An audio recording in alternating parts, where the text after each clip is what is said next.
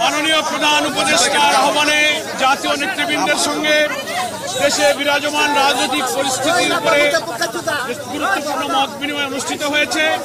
অত্যন্ত সুন্দর সফলভাবে এই মত বিনিময় শেষে এখন সাংবাদিক বন্ধুদের সামনে, গণমাধ্যমের সামনে সংক্ষিপ্তভাবে আপনাদের সামনে ব্রিফ করছেন বাংলাদেশ জামাত ইসলামীর সম্মানিত আমির ডক্টর শফিকুর রহমান।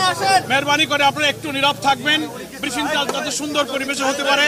এখন সাংবাদিক বন্ধুদের সামনে আজকের মত বিনিময় সভার উপরে ব্রিফ করছেন বাংলাদেশ জামাত ইসলামীর সম্মানিত আমির ডক্টর শফিকুর রহমান।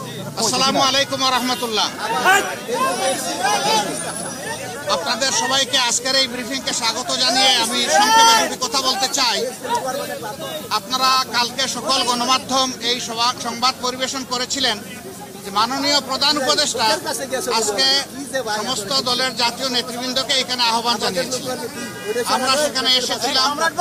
দল মত, আমাদের ভিন্ন আদর্শ, আমাদের ভিন্ন পথ, আমাদের পথটা হচ্ছে বাংলাদেশকে রক্ষা করতে হবে।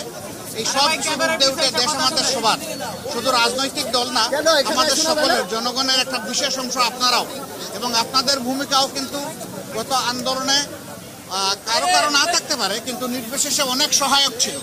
এই জন্য সেই ভূমিকার জন্য আমি আপনাদেরকে অভিনন্দন এবং ধন্যবাদ জানাচ্ছি।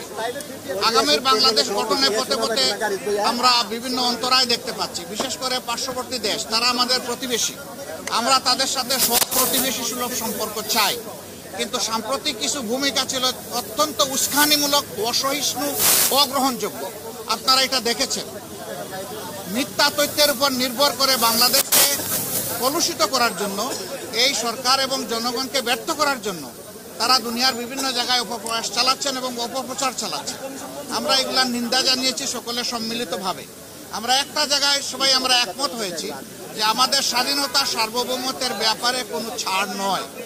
এখানে আমরা সিমেন্টেড থাকব, যেমন অতীতে ছিলাম, যেমন সম্প্রতি 5 অগাস্টে এই 24 সালে আমরা ছিলাম, এটাই আমাদের অব্যাহত থাকবে।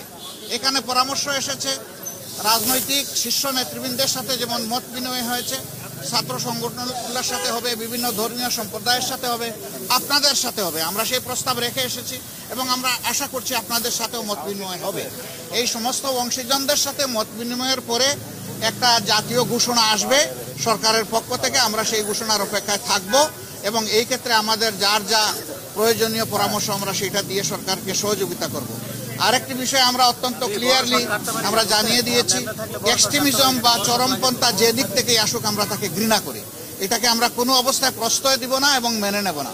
এটা যে রূপ নিয়েই আসুক, সকল রূপের আমরা চরমপন্থাকে আমরা ঘৃণা করব এবং প্রশ্রয় আমরা দিব না কেউ। এই ব্যাপারে আমরা সকলে একমত হয়েছি। আরো অনেকগুলা বিষয়ে কথা হয়েছে।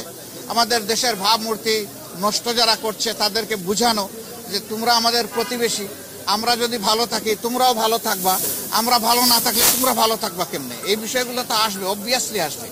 তো সেই বিষয়গুলো নিয়েও আলোচনা হয়েছে। আমরা আশা করছি জাতি ঐক্যবদ্ধভাবে ইনশাআল্লাহ আগামী দিনের সকল চ্যালেঞ্জ মোকাবেলা করে আমরা চূড়ান্ত সফলতার দিকে এগিয়ে যাব। চূড়ান্ত সফলতা অর্জন না হওয়া পর্যন্ত আমাদের ঐক্য অটুট এবং মজবুত থাকবে।